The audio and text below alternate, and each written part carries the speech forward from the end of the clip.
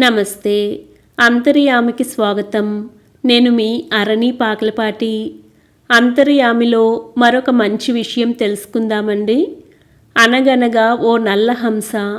రాసినవారు చంద్రలత.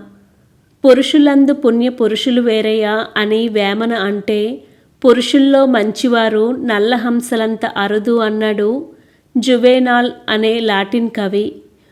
మంచి చెడుకు లింగభేదం ఉండదు కనుక మనుషుల్లో మంచివారు నల్లహంసలంత అరుదు అందాం. మొట్టమొదటిసారిగా 1697లో ఆస్ట్రేలియా చేరిన డచ్ నావికా బృందం కంటపడింది ఓ నల్లహంస. అది స్థానిక పక్షిజాతి అని తెలియక, ఎదురుగా కనిపిస్తున్న దాన్ని నమ్మలేక వారు తీవ్రమైన షాక్కి గురయ్యారట. మనకు రాయంచుల సొగసు తెలుసు. అవి పాలను నీటిని వేరు చేయగలవని నమ్ముతాం. ఒక పూట జీవించిన హంసలా బతకాలంటాం. ఊపిరి కొడిగట్టితే హంస ఎగిరిపోయింది అంటాం. సంస్కృతి ఏదైనా తెల్లదనానికి పర్యాయపదమైన హంస ప్రాధాన్యం హంసదే. అలాంటిది ఓ నల్ల హంస వల్ల అప్పటి వరకు అపరసత్యంగా భావించిన ఒక నమ్మకం పటాపంచలైంది. తెల్ల హంసల చుట్టూ అల్లుకున్న భావోద్వేగాలన్నీ బద్దలయ్యాయి. దాని నుంచి పుట్టిందే బ్లాక్ స్వాన్ సిద్ధాంతం.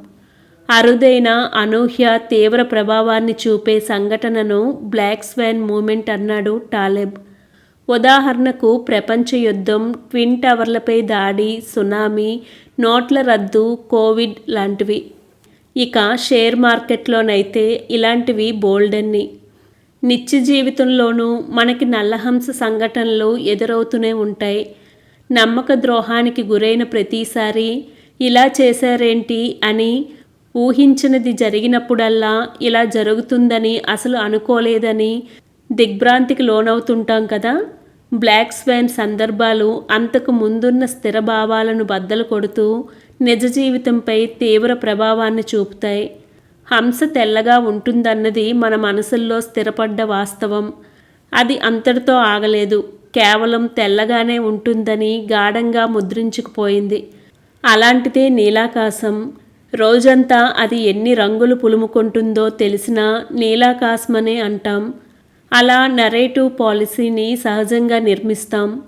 ఇంట్లో, ఆఫీస్లో, వ్యాపారంలో, వ్యవహారంలో ఎన్నెన్ని భావనలు యథాలాపంగా ఇలాంటి యథార్థాలు స్థిరపడిపోయాయో. వీటి వల్ల వచ్చిన చిక్కేమిటంటే, చిన్న చిన్న సూచనలు మన కళ్ళకెదురుగా ఉన్నా చూడలేం. అవి రాబోయే పెద్ద ప్రమాదానికి హెచ్చరికలని గ్రహించం.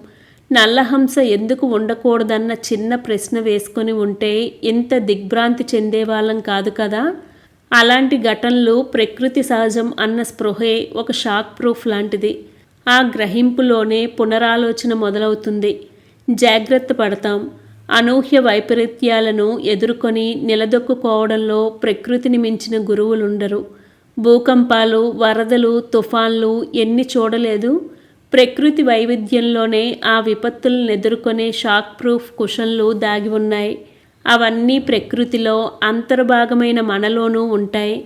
వాటిని గ్రహించి ఉపయోగించుకోవడమే మనం చేయగలిగింది. విన్నారు కదండి. నచ్చితే లైక్ చేయండి, షేర్ చేయండి, సబ్స్క్రైబ్ చేయండి. Thank you.